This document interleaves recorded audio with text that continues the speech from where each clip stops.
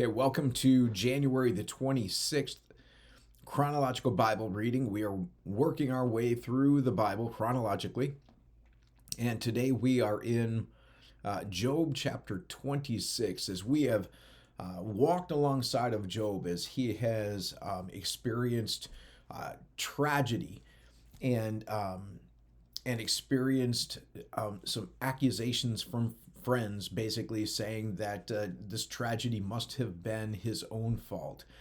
And so it's really, this is a riveting story that we see unfolding in front of us. And I'd be interested in just hearing some of your feedback.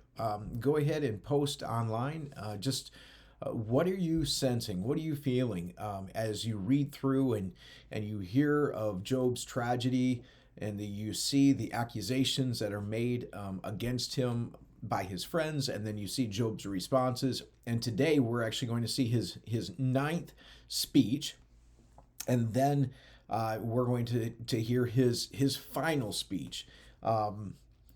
Before finally another one of his friends speaks up, and then we're going to hear God is actually going to respond to all of this, and so that's going to be incredible when we finally get there. But I'd love to hear, just got your feedback. What are you learning? What are you being challenged by as you read Job's story? And today we're going to see him respond to Bildad, and then he's going to give his final speech where he talks about the wisdom and understanding, and this speaks of some of his blessings in his life, his former blessings, and so it's pretty incredible. So let's go ahead and jump in. His ninth speech, Job 26. Then Job spoke again, how you have helped the powerless, how you have saved the weak, how you have enlightened my stupidity, what wise advice you have offered. Where have you gotten all these wise sayings? Whose spirit speaks through you?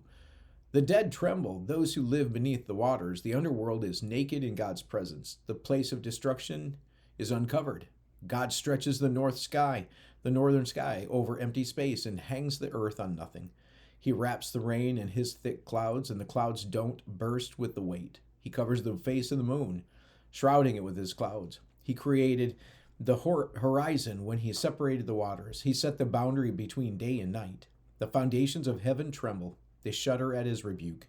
By his power the sea grew calm. By his skill he crushed the great sea monster.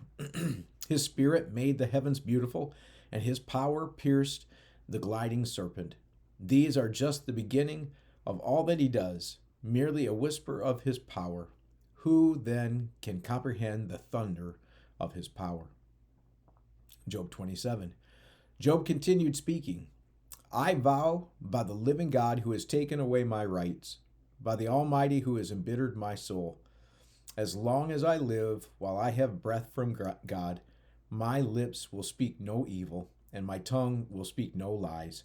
I will never concede that you are right. I will defend my integrity until I die. I will maintain my innocence without wavering. My conscience is clear for as long as I live. May my enemy be punished like the wicked, my adversary like those who do evil. For what hope do the godless have when God cuts them off and takes away their life? Will God listen to their cry when trouble comes upon them? Can they take delight in the Almighty? Can they call to God at any time?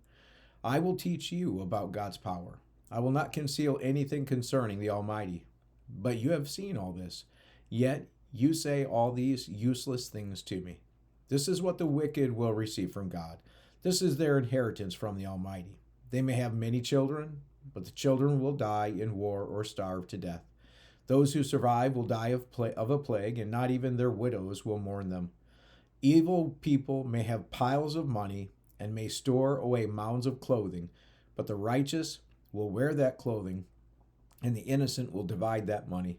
The wicked build houses as fragile as a spider's web, as flimsy as a shelter made of branches. The wicked go to bed rich, but wake to find that all their wealth is gone. Terror overwhelms them like a flood, and they are blown away in the storms of the night.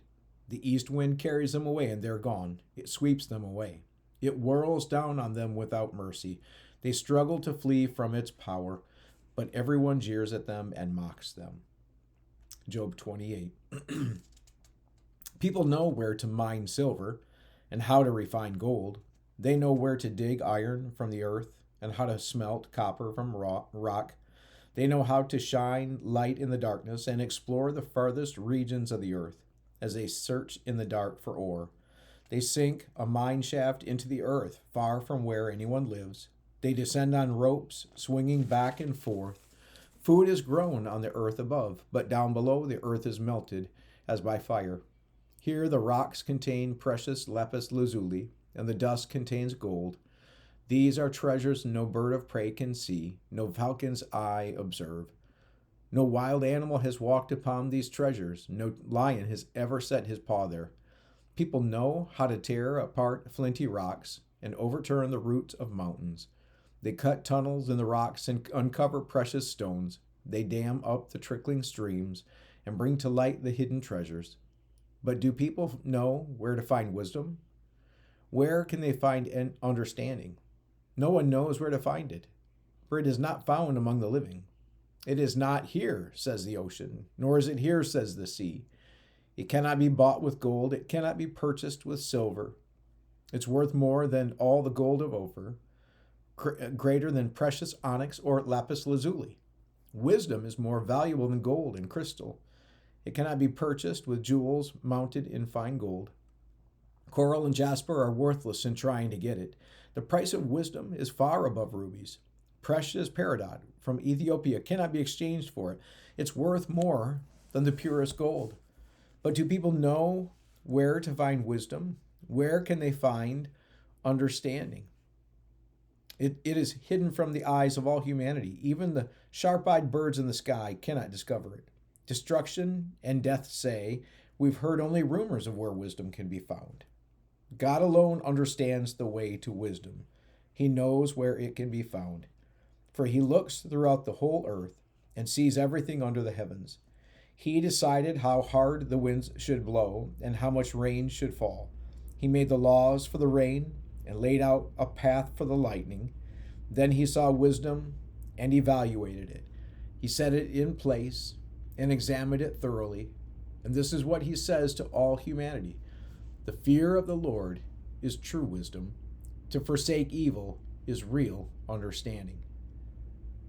And Job continued speaking. I long for the years gone by, when God took care of me, when he lit up the way before me, and I walked safely through the darkness. When I was in my prime, God's friendship was felt in my home. The Almighty was still with me, and my children were around me. My cows produced milk in abundance, and my groves poured out streams of olive oil. Those were the days when I went to the city gate and took my place among the honored leaders. The young stepped aside when they saw me, and even the aged rose and respected my coming. The princes stood in silence and put their hands over their mouths. The highest officials of the city stood quietly, holding their tongues in respect. All who heard me praised me. All who saw me spoke well of me. For I assisted the poor in their need, and the orphans who required help. I helped those without hope, and they blessed me. And I caused the widows' hearts to sing for joy. Everything I did was honest.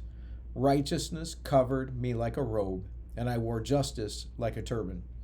I served as eyes for the blind and feet for the lame. I was a father to the poor and assisted strangers who needed help. I broke the jaws of godless oppressors and plucked their victims from their teeth. I thought, surely I will die surrounded by my family after a long, good life. For I am like a tree whose roots reach the water, whose branches are refreshed with the dew.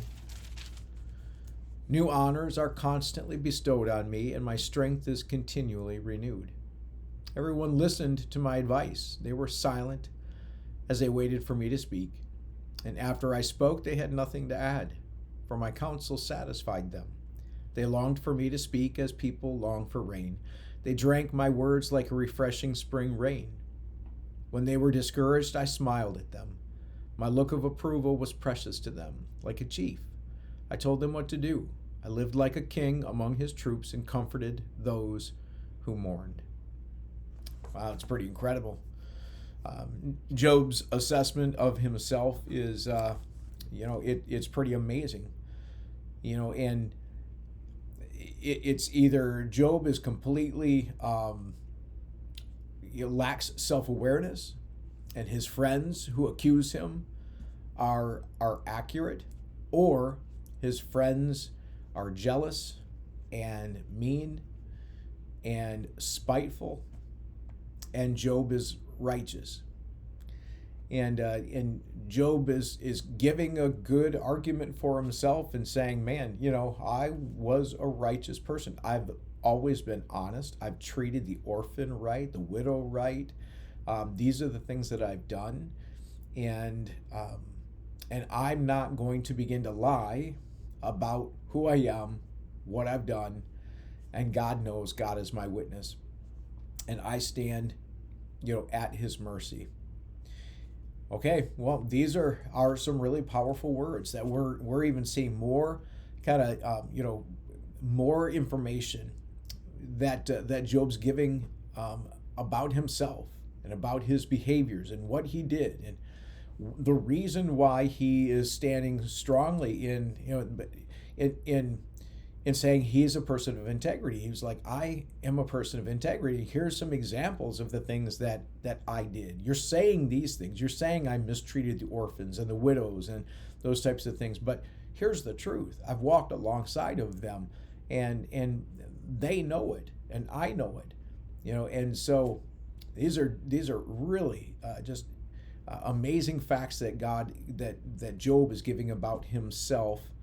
And I think we're able to take that and begin to kind of put that together in our understanding of Job, and we'll understand more as we wait for God to speak into the situation, because God's going to.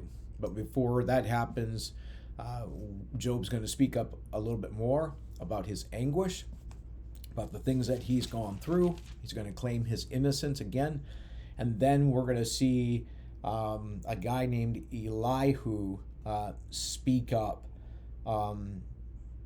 after the three friends kind of stop. There's another guy that begins to speak to Job, and he's just as bad as the other three. So, all right, well, I look forward to jumping back in with you tomorrow. This has been a delight for me, continuing to read through God's Word with you.